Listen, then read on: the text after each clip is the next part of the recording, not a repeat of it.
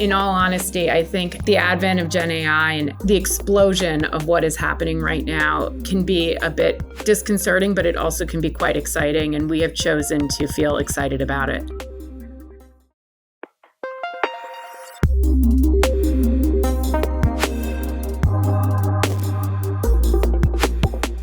Today, we're joined by Sherry Weiss, the Chief Marketing Officer of Dow Jones, the parent company of the Wall Street Journal, Barron's, MarketWatch, Investors Business Daily, and a suite of business intelligence tools and assets.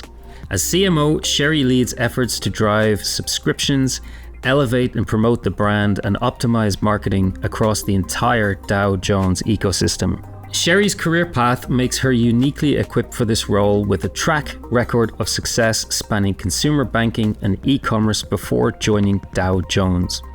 Sherry held senior marketing roles at Citi and served as head of customer relationship management and loyalty at Jet.com, an e-commerce disruptor acquired by Walmart in 2016. A double graduate of Georgetown University, Sherry holds degrees in foreign affairs and business, a perfect foundation for navigating the intersection of global business, media, and customer engagement, which we'll be diving into today. Sherry, you are very welcome to the PressPectives podcast. It's great to have you here. Where are you joining us from? Thank you for having me. I'm thrilled to be here, and I am joining from New York, Manhattan. Manhattan, the city that never sleeps. Exactly. You operate across such a wide mix of brand touchpoints, subscriptions, events, enterprise tools, and much, much more. Can you share some insight into Dow Jones' broader strategy for all of these channels? Sure. It's one of the unique aspects of the role, which drew me to why I joined Dow Jones, is that we have a very strong and well-known consumer business across our consumer properties, Wall Street Journal, Barron's, MarketWatch, and Investors Business Daily. But as well, we have a thriving go-to-market for enterprise products across our risk and energy verticals. We are uniquely positioned in both marketplaces. And what Dow Jones, what we do is we provide trusted news, data, and analytics to help people make decisions, whether that's within your business day, right, as part of an organization, or outside of the office, but with a understanding or a business mindset. And if we think about this from a media perspective, it gives us a unique advantage, because as we are marketing our overall subscription products, right, the Wall Street Journal, Barron's, we also have the ability to open up another go-to-market, right? So it's not just consumer, but you can actually go to market from an enterprise perspective. What people often don't know is that, for example, we have relationships with 90% of the Fortune 500 banks globally, right? We are already doing business deeply in large corporations around the globe. And so that actually gives us an entree to sell what were traditionally direct-to-consumer products into enterprises as well. So it differentiates us from our competitive set. But then it also allows us to provide the brand and the convening power of the Wall Street Journal to our client base over on the Dow Jones side of the house. So from a marketing perspective, we are able to move across the full go-to-market approach to sell in Dow Jones holistically. And how do you ensure that each of these channels, function as funnels themselves, but also complementing one another to drive growth and engagement? So there's a variety of ways. Obviously, we need to make sure that our brand tells the story holistically, or all of our brands across all of our go-to-market strategies. Our messaging needs to be consistent. Our story needs to be consistent, right? When you're a professional and how you're engaging with a product, you don't really make a distinction between, okay, I'm reading something on the subway on the way to work in the morning that is something that I pay for on my own, but then I go into the office and I get data or additional content through my business, but also powered by Dow Jones, right? It's all one and the same. And we need to make sure that we're meeting our prospective clients, our current readers, our consumers where they are. So a lot of it is around customer journey mapping, understanding customer needs and figuring out how to engage with them where they're reading, where they're convening. Our event strategy is really important with that. It's an interesting way to get your brand out into market, but also be engaging with clients and future readers in areas that make sense, right? We have a very strong event presence at, I would say, global functions, right? Davos, Cannes with our Journal House. That's an example of where you can take two different go-to-market strategies, but actually leverage them in the same place. Okay, we will dive into those strategies a bit more in time. I also like to learn a little bit about people's paths into publishing. Your 2 degrees from Georgetown, a bachelor's in foreign affairs and a master's in business. They almost seem to have predicted your role with the Wall Street Journal and qualities that are very, very relevant in today's world in 2025. Yes. It's funny. If somebody had asked me when I was an undergrad if this is a role that I would be in, I actually thought I was going to be Secretary of State. So this was a bit of a divergence, right? But I think over the course of my career, one of the things that has always interested me is different cultures, different backgrounds, different ways of engaging with people. But I also come from a family of entrepreneurs, actually. And so after I graduated undergrad, I gravitated more towards communications and customer relations, and then decided it was time to seek out a business degree. And so that's what naturally moved me into marketing. I think it was a great combination of both. And then now that I'm in media for a global news organization, I can sometimes lean on my very early training at the School of Foreign Service. Rarely, but sometimes. And now that you've been in the publishing world for over 2 years, what lessons or learnings or strategies have you found that have been transferable to take from consumer banking and e-commerce? And how do they shape your approach at Dow Jones? Yeah, there are a lot of hard skills that are very transferable, both from consumer financial services as well as e-commerce into my current role. A large portion of my remit is driving the subscriptions business. The largest portion of our subscriptions business is a direct-to-consumer model. If you think about consumer financial services, and I grew up in the credit card space, it has a very similar recurring revenue dynamic to a subscriptions product. And so how you acquire customers, how you build long-term relationships with them, how you deepen relationships with them through product development and value-added services, and how you measure that are all quite similar. And e-commerce is very much the same. In some respects, you're not seeing the same level of recurring revenue like a subscription, but how you build an e-commerce business, how you look to acquire customers, and then how you look to drive repeat sticky behavior. Again, very similar types of strategies and skills that you put into place.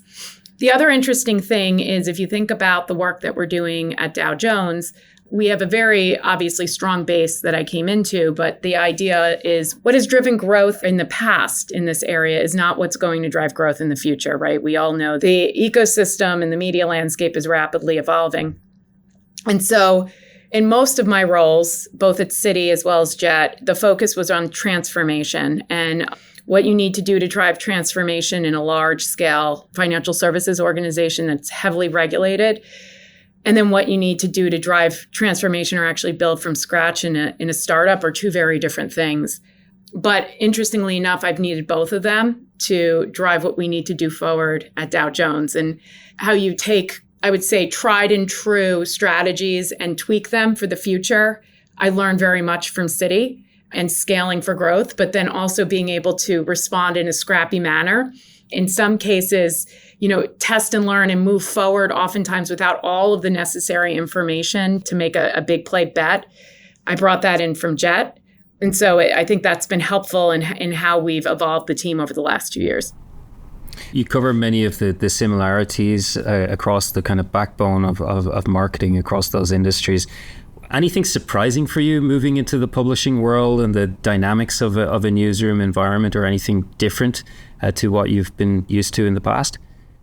Yeah, it's a great question. And you nailed it specifically with how you drive a business forward and then considering a newsroom. And in all of my previous roles, I was selling a product. And oftentimes as leader of growth in that product, you are able to mold it and shift it and change it in the way that you think you need to drive commercial viability. And what's really different and frankly exciting, though, about what we're doing here is we are here in service of our newsroom. And what we sell is unbiased journalism, right? And so there is that wall between commercial and editorial that needs to be there. And so it's an interesting place to be in where you're building a strategy, you're driving growth, and the product that you are actually selling is editorial, right? And so it's not how to work within those confines, those parameters.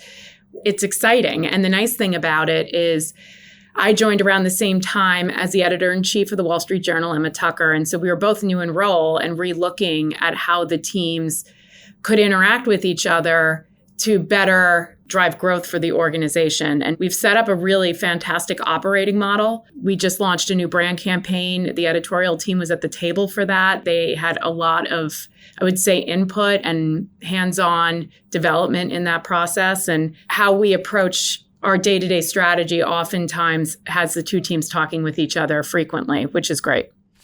I want to talk about the new brand platform. It was a major launch last year, as you mentioned. It's Your Business does a great job at spotlighting and connecting journalism coming from the Wall Street Journal's editorial team. Can you tell us a little bit about the goals and the vision of the campaign and how it's shaping the way audiences engage with the journal? Sure.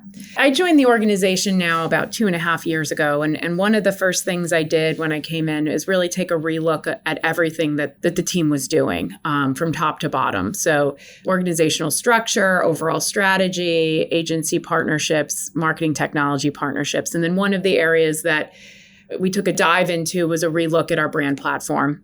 And the first place we started was customer insights. So how do our readers see us and how did they connect with the previous brand platform, as well as, and more importantly, how do our growth audiences see us, the people that we think should be reading us, but they're not? And then how do they connect with the previous brand platform?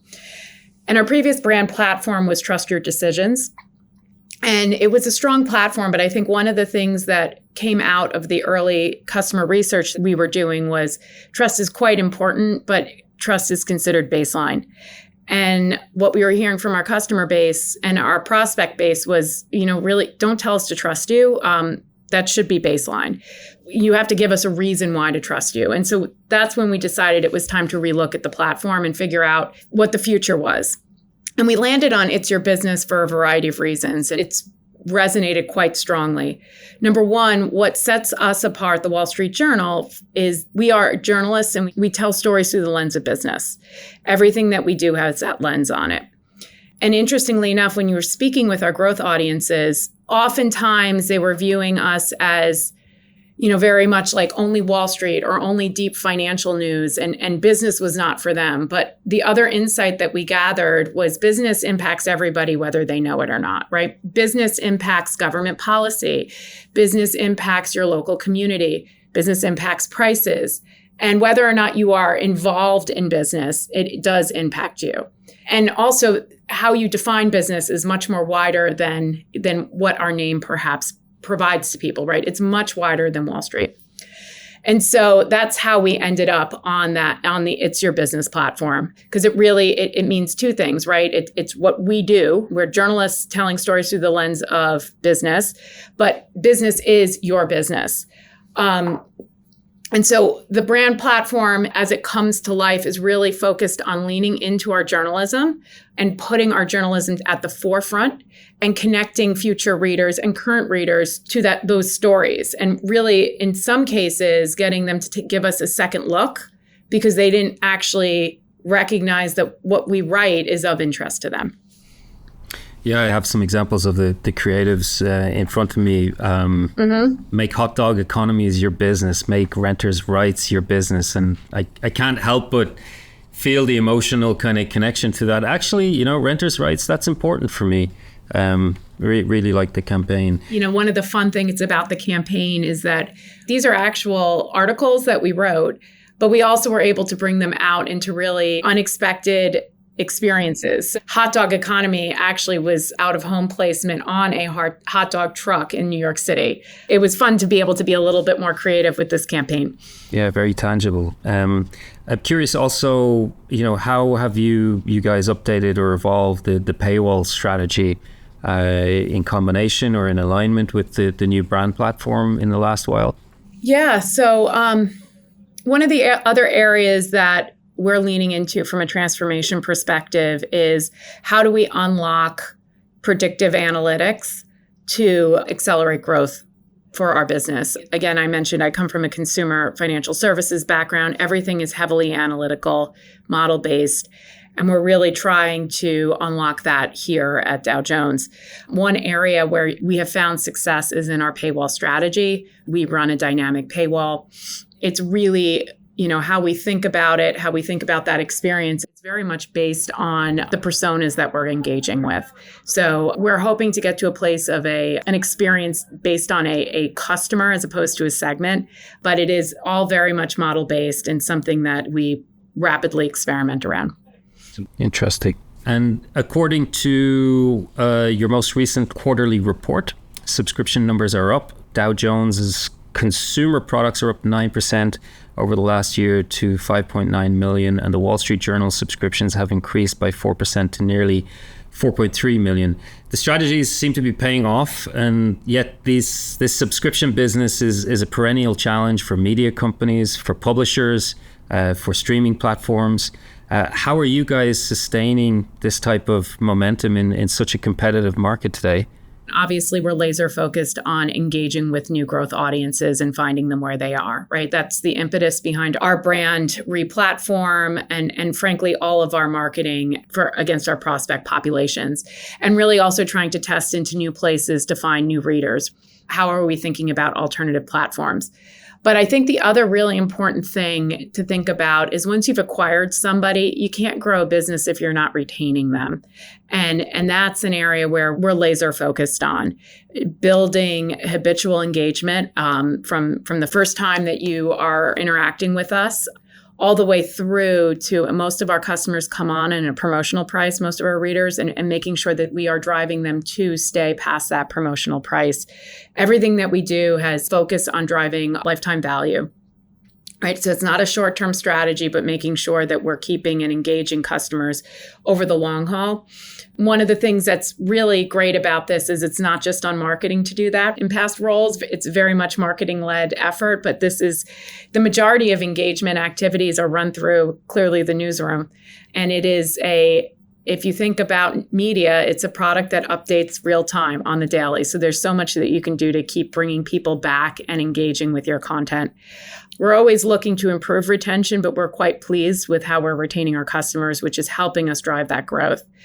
I think the other thing is once you have a customer, how do you deepen your relationship with them? How do you help them meet their needs outside of the product they're currently on? And so in the last 2 years, we have first tested into and now launched a new upsell product called WSJ Plus, in which we are packaging together all of our publications, the Wall Street Journal, Barron's, MarketWatch, and Investors Business Daily, to provide folks who are really looking to understand the financial universe from all perspectives, a holistic experience to do that. And that's what I talk about deepening engagement and expanding value through that lens, is giving further products and further value to people who are already deeply engaged with you. So the previous industries that you worked in are, very data driven. You mentioned some of the frameworks that you've been bringing to the business or enhancing or elevating in the business, like predictive analytics, model-based approaches.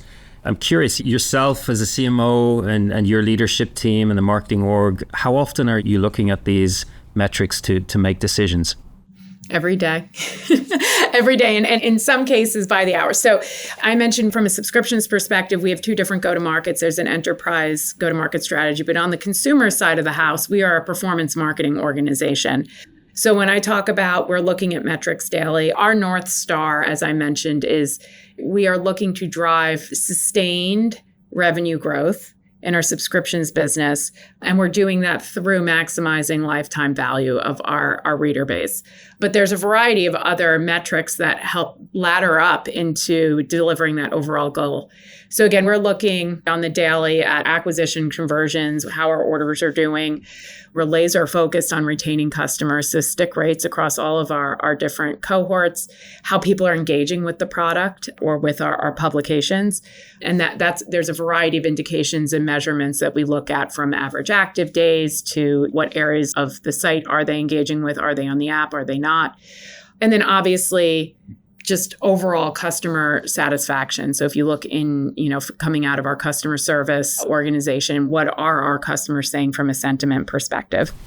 Back to some of your other channels, such as events. You mentioned earlier the Journal House at the World Economic Forum in Davos earlier this year, Cannes Festival. How do these events, how do they work within the mix of what you do? Are they largely for brand awareness and retention, or is it about deepening the relationship with attendees at these events?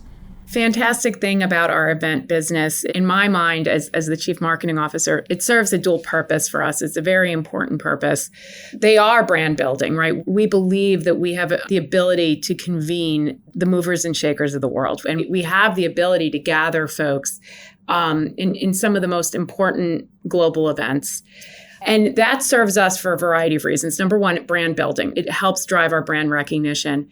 It helps us engage with our current clients and our future clients. From a marketing perspective, we're able to kind of open up the suite of offerings that Dow Jones and the Journal are able to provide.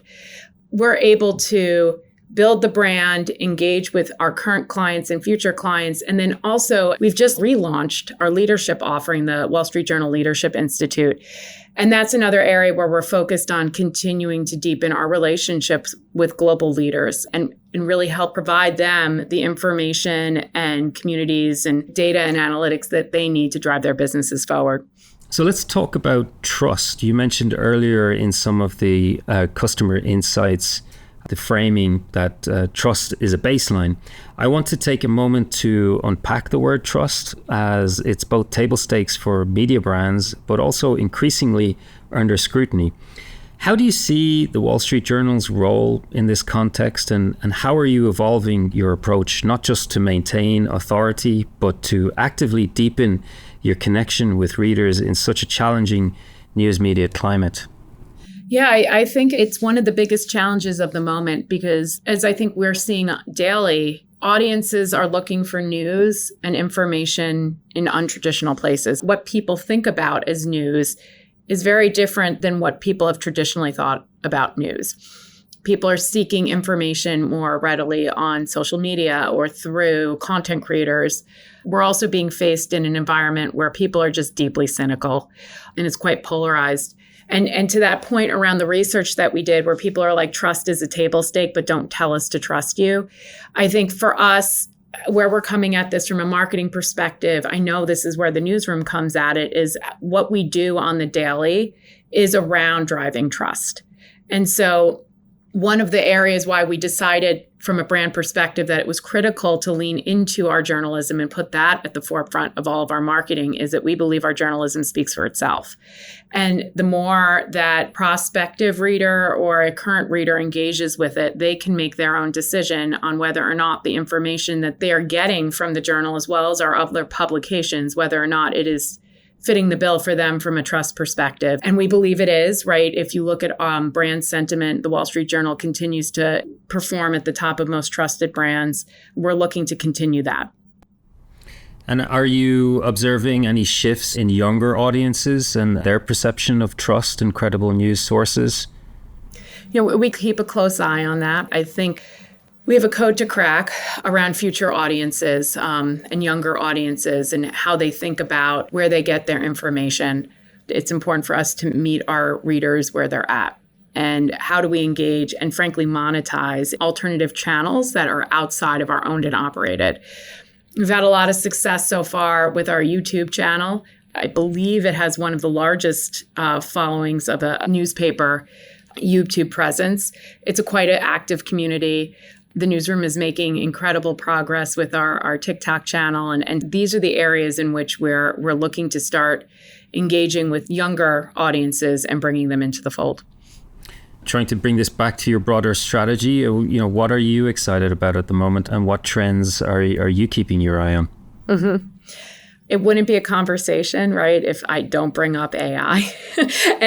In all honesty, I think the advent of Gen AI and the explosion of what is happening right now can be a bit disconcerting, but it also can be quite exciting. And we have chosen to feel excited about it. There's a lot happening. It's disrupting everything from the referral ecosystem to, frankly, how we're working internally as well. How you write a brief, you can leverage a chatbot very easily to brief in your creative team. There's a lot of exciting work there. How we're thinking about AI, we've been leaning into that space when we think about predictive modeling for quite some time, right? AI has been around for a while, but we believe that from a marketing perspective, there's an enormous amount of opportunity to think through how we can rapidly scale our creative strategy, for instance, leveraging new and different Gen AI tools. How do we lean in and find new audiences when you think about the AI universe? How are we engaging with chatbots, for instance, and how are we using that to drive audiences over to our owned and operated properties? So it's exciting. I think there's a lot of places where you can test into. It's quite innovative. And it's also something that you can unleash on your team and have them come back with really interesting ideas. It's not something that you require just a small specialized group to lean into. Sherry, it's been an incredibly insightful conversation, getting to know a little bit more about Dow and the Wall Street Journal and what you guys are up to. Before we wrap, we always like to end on a little bit of a colorful note. Okay. Your career path has not only brought you into the world of publishing, but into other industries. But I'm curious, in a parallel universe, if you weren't a marketer in consumer banking, e-commerce, or now publishing, what alternative career might you be doing? Very good question. I love to travel. If I had my druthers, I would be a nomad on the road all the time. I'm a terrible planner, though, so I don't think I could do something like plan for other people. But it could be some sort of interesting, I don't know what the career could be, but if there was a way that I can make money like traveling and, I don't know, maybe I would be the female Anthony Bourdain. That could be an interesting thing. But again, I feel like that kind of happened. The other area I could do is, move to a farm and rescue a bunch of dogs. That would be fun as well. So all noble causes, exactly. Noble causes. Maybe in my second act. Sherry, thank you so much for joining us today. Thank you so much for having me. Really enjoyed the conversation.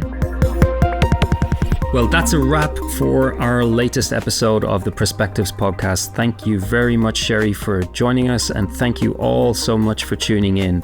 We'll be bringing you new episodes every month, each one featuring a different leader in the world of publishing, so be sure to subscribe on Spotify, Apple Podcasts, or YouTube to catch the latest.